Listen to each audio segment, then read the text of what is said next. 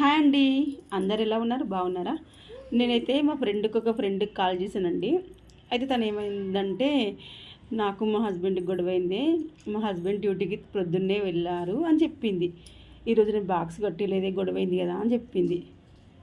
కానీ హస్బెండ్ ప్రొద్దున్నే మార్నింగ్ 8 o'clockకి డ్యూటీకి వెళ్తే బాక్స్ కట్టేయాలి కదండి. పాపం వాళ్ళు ఎంత కష్టపడి నిల్చొని కూర్చొని కష్టపడి సాయంత్రం వరకు పని చేసుకొని ఇంటికి వస్తారు కదండి. కానీ బాక్స్ కట్టారు కదా, గొడవ అవుతుంది. ఎవరింట్లో అయినా గొడవ అనేది సహజమే కదండి, మీరు చెప్పండి, అవునా కదా? అయితే మగవాళ్ళు అయితే ఎంతో దూరం వెళ్ళి డ్యూటీకి వెళ్తారు కదండి. అక్కడ ఎంత కష్టపడతారు వాళ్ళు, ఆఫీస్లో నిలబడాలి, కూర్చోవాలి. వాళ్ళకు మనం బాక్స్లో పెట్టించిందే కదండి తింటారు. మరి వాళ్ళు మనం పెట్టించిన బాక్సే కదండి వాళ్ళు ఇప్పుకొని తింటారు.